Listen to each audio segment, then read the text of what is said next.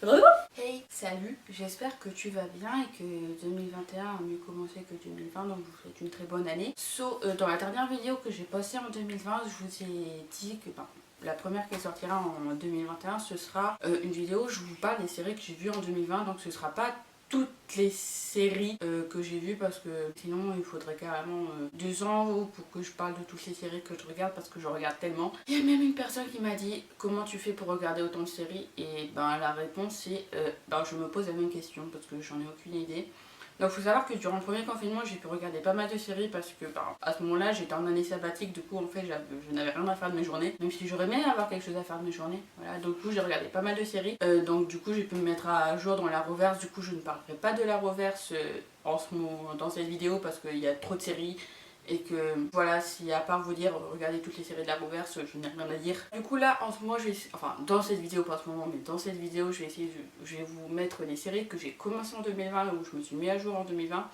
Donc toutes les séries que j'ai commencé en 2020 ou que je n'ai pas vues en 2020 ne seront pas dans cette vidéo, même s'il y a des séries que j'ai envie de voir ou même des séries que j'ai envie de vous parler mais je ne suis pas à jour dedans. Donc en tout, je voulais essayer de vous mettre 10 séries, sauf qu'il y a une série que j'ai pas pu voir. Enfin, je pense que même que quand cette vidéo sortira, je l'aurais toujours pas vue. Voilà, je vous parle du jeu de la dame, bien évidemment. Voilà, je sais que je vais en regarder, mais non, voilà. Et ensuite, je voulais vous mettre 2 autres séries, mais c'est des séries qu'en fait, je me dis... déjà de base j'arrive pas à vous résumer l'histoire et en plus c'est des séries qui sont déjà pas mal connues, donc je me dis ça sert à quoi que je les mette. Ça fait que je vais vous parler de 7 séries. 7, j'aime bien le chiffre 7. Et toutes ces séries, c'est des séries qui sont anglophones, du coup anglaises, Royaume-Uni, Amérique, Nouvelle-Zélande, Australie. C'est des séries qui sont anglaises et je les ai tous vues en anglais sauf les 3 premières que je vais vous présenter. Mais voilà, petit conseil que j'avais déjà donné dans une ancienne vidéo, essayez de regarder en fait vos séries en version originale, du coup là en anglais. Même si moi je sais que les 3 premières que je vais vous présenter, je les ai pas vues en anglais, mais je vous les conseille vivement en anglais. Je sais que ma soeur les a vues en anglais. Je crois que les 3 elle les a vues en anglais. Il y en a une, je suis pas sûre, mais je pense que les 3 elle les a vues en anglais. Les séries que je vous présente, je vous conseille vivement de les regarder en anglais. Après, il y en a juste une où j'ai vu les 2 premières saisons en français, la dernière en anglais parce que je voulais pas attendre qu'elle sorte en français. Je vais arrêter de parler dans cette intro parce qu'il doit être déjà pas mal long. Du coup, là, je vais vous parler des 7 séries que j'ai vues en 2020 et que je me suis mis à jour en 2020. Les Tovis. Donc, la première série que je vais vous parler, ça va être une petite série que vous allez peut-être trouver un peu enfantine. Il y en a certaines que vous allez trouver enfantines dans celle-là. Donc c'est... le titre en français c'est Zoé Raven, mais si vous cherchez en anglais c'est Free Rain. Ne me demandez pas pourquoi ils ont fait cette traduction-là, j'en ai aucune idée. Enfin si, je sais, mais... Du coup, dans cette histoire, on va suivre l'histoire de Zoé, qui est une américaine qui vit à Los Angeles et pour les vacances d'été, elle va venir dans une petite île du Royaume-Uni. Je ne connais pas le nom de l'île, ne me demandez pas. Elle va venir du coup elle va passer les vacances d'été du coup là-bas chez son grand-père avec sa mère et sa petite sœur. À un moment elle va se balader, elle va aller à la plage, elle va faire une rencontre assez un peu particulière du coup parce qu'elle va rencontrer Raven. Et là vous allez me dire mais Raven c'est un gars, non, Raven c'est un cheval. Et du coup ils vont avoir une relation assez spécial, ils vont tisser des liens entre eux parce que Raven se fait approcher, enfin n'a pas peur de Zoé, ne me demandez pas pourquoi alors qu'il a peur de tout, il a même peur de l'eau et du coup ça va donner à Zoé l'envie de monter à cheval parce qu'elle sait pas monter à cheval. Voilà, du coup cet été là elle va apprendre à monter à cheval et tout ça et dans cette série il y a pour l'instant 3 saisons mais à ce qui se paraît elle est encore en production, du coup il y aura peut-être une 4ème, je ne sais pas du tout, mais il y a 3 saisons avec 2 téléfilms que vous pouvez voir quand vous voulez mais qui se situent entre la 2ème et la 3ème saison. Donc cette série, oui, comme je disais au début, elle est un peu enfantine et je pense qu'elle est super facile à regarder en anglais. Moi, je l'ai pas vu en anglais parce que je regardais trop de séries en anglais quand j'ai vu et j'avais besoin de français à ce moment-là. C'est une série un peu enfantine, genre que je trouve qu'elle a un peu enfin, je dirais pas qu'elle a un peu un lien, mais pour les personnes qui ont vu Grand Galop quand ils étaient jeunes, je trouve que ça ressemble un petit peu parce que, voilà, il y a un peu des petites enquêtes, des petites histoires d'amour. Bon, vous allez me dire, dans toutes les séries, c'est un peu normal. Bon, surtout vu qu'il y a un téléfilm qui s'appelle Zoé Raven à la Saint-Valentin. Donc, Ensuite, deuxième série, donc une série qui a qu'une saison et qui est déjà terminée. Je suis dégoûtée parce que Netflix a dit au bout d'un mois. Mais en fait, on ne fera pas de saison 2. Du coup, ça m'énerve. Voilà, donc la série, je pense que vous en avez entendu parce qu'elle est sortie le 1er janvier 2020. C'est Spinning Out. Du coup, dans cette série, on va parler de patinage artistique à travers l'histoire de Catherine. À chaque fois. Et là, j'étais obligée d'aller sur Wikipédia pour me rappeler l'histoire un peu parce que j'ai oublié tous les noms. Et c'est ça que j'aimais bien dans cette série, c'est que ça parlait de patinage artistique. Et d'un autre truc qu'on va parler plus tard, je vais vous faire un petit résumé là vite fait. Du coup, Kat, au début de la série, on va apprendre qu'en fait, elle a été blessée à cause d'une chute de patinage lors d'un concours. Et du coup, ça a fait que elle continue à faire du patinage, mais elle a cette peur en elle qui va faire que elle va être, je dirais, pas moins bonne qu'avant, mais elle va plus trop se faire confiance à ce moment-là. Du coup, elle va essayer de devenir entraîneuse, et pour devenir entraîneuse, en gros, faut passer une sorte de concours, ou voilà, du coup, faut faire une choré devant un jury. Et elle a essayé déjà plusieurs fois, je crois que c'est la 3e fois qu'elle va essayer de le faire, et 3e fois où elle se plante encore une fois parce qu'elle n'arrive pas à faire une figure.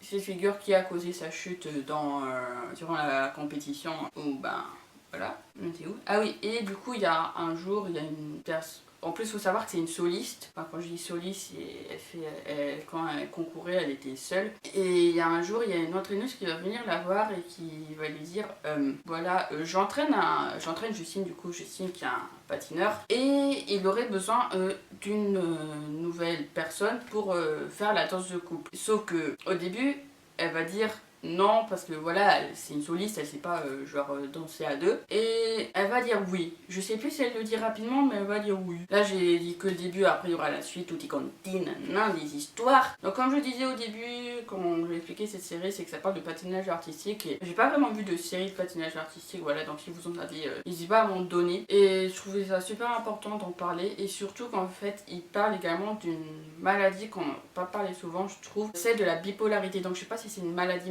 mais enfin bref, je suis pas médecin. Je trouvais que c'est important qu'il parle de ça, et c'est ça ce que j'aimais beaucoup en fait dans cette série, c'est qu'il parlait de la bipolarité, parce que je trouve qu'on n'en entend pas parler souvent, que ce soit dans la société ou même dans les séries en général, ou plutôt dans les séries et dans la société en général, je trouve qu'on n'en entend pas souvent parler. Et je voudrais bien en fait apprendre plus sur la bipolarité. Après, c'est juste mon avis. Mais après, sinon en soi, c'est pas forcément le sujet principal de la série, parce qu'il serait plus à tourner sur le patinage. Mais clairement, après, en plus, j'ai envie de dire, les chorégraphies sont super belles. Après, je sais pas s'ils sont doublés les acteurs ou pas, je pense qu'ils sont doublés pour les chorés. Mais je dois dire que c'est plutôt pas mal. Après, c'est sûr, il y aura des histoires d'amour comme dans toutes les séries. Et je suis un peu dégoûtée qu'il n'y ait pas de saison 2 au vu de la fin qui s'est passée, parce que en fait, on était tous en mode ouais, il y aura une saison 2 parce qu'on a tous plein de questions, et là, on a des questions, en fait, on n'aura pas de réponse. Et du coup, ça m'énerve un peu, mais bon, Netflix a décidé, voilà. Enfin bon, 3e série que j'ai regardée en français, la dernière que je vais vous présenter, que j'ai regardée en français, c'est A Letter for a King, du coup, qui est tiré d'un livre que je n'ai pas lu. Et donc du coup, pour l'instant, il n'y a qu'une saison qui est sortie au début de l'année, Du coup, dans cette série, on va changer un peu de style, parce que là, ça va plus se passer au moment du Moyen-Âge, et on va suivre l'histoire de Thury, du coup, qui est un jeune chevalier en formation. Et alors qu'il était il passait du coup la dernière épreuve de la formation, en fait, il va voir un gars qui est sur le point de mourir, ouais, et il va lui donner une lettre, et il va lui dire faut que tu en mettes cette lettre au roi. Sauf qu'il y a un petit problème, en fait, le roi, il habite en plein milieu des montagnes, il est un peu loin. Et du coup, Thury, il va partir comme ça, tout le monde va le poursuivre et tout, juste pour une lettre. Après, il y a un peu de magie. Bon, après, c'est une bonne série, et je sais que les gens qui ont lu le livre, ils étaient un peu dégoûtés, surtout de la fin. Après, moi, je peux pas trop dire parce que j'ai pas lu le livre. Mais après, ce que j'ai bien aimé, c'est que pour l'instant, il n'y a qu'une saison et que c'est que de 6 épisodes. Je sais plus c'est quoi la durée des épisodes, mais je pense que c'est entre 40 et 50 minutes, si je me trompe pas. J'ai plutôt assez bien aimé. Après, moi, c'est mon style de série. Après, je pense que j'aurais mieux aimé si j'avais regardé en anglais. Après, j'ai peut-être regardé en anglais, je sais plus. Je sais plus si j'ai regardé en français ou en anglais. Non, j'ai regardé en anglais. Bon, après, j'étais dégoûtée de la fin parce qu'en fait, le personnage que j'aimais bien, il est mort. Je veux pas qu'il meure, moi. En plus, il commençait vraiment à y avoir un truc intéressant avec ce personnage et un autre. Et il tue le personnage. Ça va rien dire. Ensuite, là, on va rentrer dans les séries que j'ai regardées en anglais. Du coup, là, on va commencer avec une série que j'idole. Vraiment, voilà. Je vais pas dire que j'ai regardé 4 fois, mais je l'ai regardé 4 fois. Dans les 3 premières fois, je me suis fait ça en 5 jours. Du coup, là, c'est une petite série musicale qui a été créée par Kenny. Enfin, elle n'a pas été créée par Kenny Ortega, mais il y a Kenny Ortega qui participe dedans. En fait, elle est inspirée d'une série brésilienne qui s'appelle Julie et Os Fantamas. Je sais pas parler portugais. Excusez-moi, du coup, là, la série, elle s'appelle Julie and the Phantoms, du coup, sur Netflix. Et là, on va suivre l'histoire de Julie Molina, du coup, qui a perdu sa mère juste 1 an auparavant. Et du coup, pendant 1 an, on essaie de la faire chanter, de la faire jouer du piano, sauf qu'elle n'y arrive plus, parce que la musique, c'est ce que sa mère lui a apporté. Et du coup, son père a décidé de déménager, pour l'aider à avancer par rapport à la mort de sa mère. Et il va lui dire, est-ce que tu peux aller prendre des photos dans le studio garage de sa mère, ils ont un garage, c'est les deux. Et du coup, ben, elle va dire ok, d'accord, je vais y aller et tout. Du coup, elle y va. Moi, elle va trouver un CD et elle va décider de l'écouter. Elle va beaucoup l'aimer. Hein. Sauf que, comment vous dire que là tu dis ça va nickel, nickel chrome, ça va, tout va bien, voilà, hein, elle écoute sa musique, elle aime bien. Jusqu'à ce que 3 gars qui sont morts 25 ans auparavant apparaissent devant elle. Des fantômes. Du coup, ben, tout le monde a crié sur tout le monde a eu peur. J'ai adoré ce moment, j'ai jamais autant ri de ma vie à ce moment-là. Bon après, tout va bien, tout le monde a arrêté de crier, tout le monde s'est parlé. Enfin, ils vont un peu se rapprocher, un peu, beaucoup. Bon après, il y a toute une histoire, hein. Ça parle de Julian et Photos, du coup, bah, eux, ils vont créer Julian et Photos. Après, il y aura toute une histoire. Et je vais vous donner un conseil, je vais vous donner mon avis. Quand vous arrivez au chapitre 5, allez direct au chapitre 8. Oh, quand vous finissez l'épisode 5, ne vous arrêtez pas juste après l'épisode 5 parce que moi j'ai fait cette erreur là et c'était horrible. Parce que durant toute la journée, j'étais en mode qu'est-ce qui se passe. En fait là je suis en train de vous dire, il y a des trucs qui se passent mais je peux pas vous le dire au risque de vous spoiler. Et c'est pas le but de cette vidéo de vous spoiler, c'est... Allez regarder parce que cette série, c'est une pure pépite, c'est une merveille. Vous allez me dire, ok c'est enfantin. Oui c'est enfantin, mais les musiques, les chorés, les nanas, je vous jure que vous les aurez pendant un certain moment. Pourquoi que la première fois que je les ai vus, j'avais High School Musical dans la tête. J'écoute High School Musical, j'ai les musiques de Julian et Phantom dans la tête. Ne cherchez pas à comprendre mon cerveau. Moi, j'ai arrêté de comprendre depuis le début. Et cette série, oh là là. En fait, j'arrive tellement pas à donner mon avis, tellement j'adore trop cette série que je suis à fond dedans. Genre, juste tu me mets devant un épisode, c'est vas-y. Bon, par contre, épisode 8, sortez les mouchoirs. Conseil d'amis. Une série qui n'est pas sur Netflix, 5ème série que j'adore. Et juste avant de commencer, cette série s'appelle Love Victor. Cette série va se passer 1 an après le film Love Simon. Du coup, ben, soit vous regardez le film, soit vous lisez le livre avant de commencer cette série. Grand conseil que je vous donne. Vous n'êtes pas obligé de le faire. Et du coup, dans ce moment-là, on va pas suivre Simon. Enfin, on va voir Simon, mais on va pas suivre Simon. On va suivre l'histoire de Victor qui vient d'emménager... du coup dans l'endroit où se passe Simon. Enfin, je sais plus c'est quoi le nom de la ville. Du coup il va déménager, il va aller dans l'ancien lycée de Simon. Et du coup tout le monde connaît l'histoire de la grande roue, toi-même tu sais, si t'as vu le film tu sais. Sauf Victor, parce qu'il vient d'emménager aussi, tu vas me dire ok.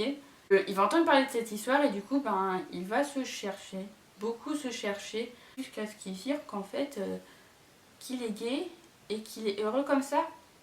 Franchement, petite série, 10 épisodes, 20 à 30 minutes, nickel. Beaucoup apprécié cette petite série là comme ça. Je crois que j'ai regardé en un jour, j'étais à fond dedans, en mode...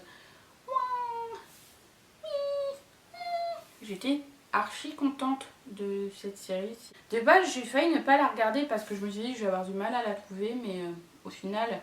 J'étais assez contente de la regarder. Conseille vivement cette série si vous avez envie de regarder, surtout qu'elle n'est pas vraiment... Enfin, il n'y a pas forcément de prise de tête et tout. Après, elle n'est pas encore sortie en France. Du coup, c'est pour ça que j'en entends pas forcément parler au niveau des Français. Mais si vous avez envie de la regarder en français, attendez qu'elle sorte en France. Je sais pas si elle va sortir en France, mais vous pouvez déjà la regarder en anglais. Du coup, je vous la conseille vivement. 6ème et l'avant-dernière série que je vous présente en 2020. Je pense que c'est une série que j'ai pas trop besoin de présenter vu que c'est Down to Earth. Série avec Zac Efron et qui parle d'écologie et qui dit qu'il serait peut-être temps de prendre soin de notre planète. Du coup, voilà, il n'y a pas forcément le résumé, c'est juste Zac Efron qui va de pays en pays, enfin il va dans 8 pays différents. Et clairement, c'est vraiment une série que je vous conseille vivement, voilà, c'est conseil d'amis, je vous la donne. Je vous la conseille aussi également en anglais. C'est une petite série documentaire, voilà, c'est pas une série que je regarde habituellement, mais là j'avais vraiment envie de la regarder. Et voilà, en fait tout ce que j'ai à vous dire c'est aller regarder cette série, clairement c'est une pépite. Du coup là je vais passer directement à la dernière série parce que... 7ème série, donc là c'est une petite série médicale qui s'appelle The Resident, du coup vous en avez forcément entendu parler parce que les 2 premières saisons sont sorties là en 2020 en français. Bon j'ai vu les 2 premières saisons en français, j'ai vu la 3ème en anglais, il y a une 4ème qui va bientôt sortir. Je pense que quand j'aurai posté cette vidéo elle sera pas encore sortie mais la 4ème va bientôt sortir en Amérique.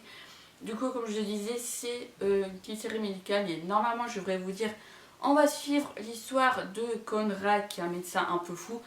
Je vais pas vous le dire, Enfin si, là je vous l'ai dit, mais là du coup ce que je vais vraiment vous dire, c'est que là on va vraiment suivre des histoires entre médecins, entre infirmiers, entre patients. Il y aura de l'amour, il y aura de la maladie, il y aura du Covid.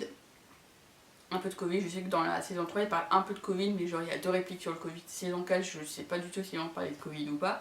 Et je tiens à dire que si tu as peur de sang et de chirurgie, sache que l'on en voit et on n'en voit pas que 5 minutes. On en voit à chaque épisode, du coup, ben... Moi je dis qu'on en voit, c'est on en voit, hein.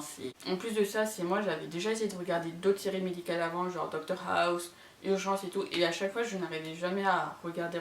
Je n'arrivais pas à m'accrocher à la série. Et là, The Resident, vraiment j'arrive vraiment à... dans le truc, c'est la première fois que je ressens pas un truc, mais genre c'est la première fois que j'arrive vraiment à regarder une série médicale parce que, comme je disais, les autres j'arrive pas forcément à regarder, j'arrive pas forcément à m'accrocher au personnage et tout. Et là, clairement, c'est une série que je peux conseiller. En plus, moi, clairement, j'ai envie de dire que Conrad, comme je disais, c'est un peu un gars un peu fou, mais il me fait penser un peu à Dr. House, il est un peu délirant. Voilà, j'espère que cette vidéo vous aura plu, que je vous aurai donné envie de regarder cette série, même si je pense qu'il y en a certaines qui sont déjà assez connues, je pense comme la dernière qui est assez connue, enfin qui commence à être connue en France, vu qu'elle est passée à la télé, que je sais qu'il y en a plein qui sont allés la voir. Mais j'espère vous avoir donné envie de regarder d'autres séries. Je sais que tout le monde est à court de séries en ce moment, même si c'est pas vrai. Mais voilà. Mais moi, j'arrive à un moment où je sais plus quoi regarder tellement j'ai de choses à regarder. Voilà, j'ai des films à regarder, mais comme j'ai des séries à regarder, je vais plus regarder mes séries que mes films. Enfin, bref, toute une histoire. J'espère que vous avez compris au moins la plupart des choses que j'ai dit dans cette vidéo parce que j'ai l'impression d'avoir beaucoup parlé. Il y aura peut-être des séries où j'aurais plus parlé d'autres. En tout cas, je vous souhaite une bonne année 2021. J'espère qu'elle sera meilleure que celle qu'on a vécue avec 2020. Voilà. Je vous souhaite le meilleur dans tout ça et je vous dis à plus pour une prochaine vidéo.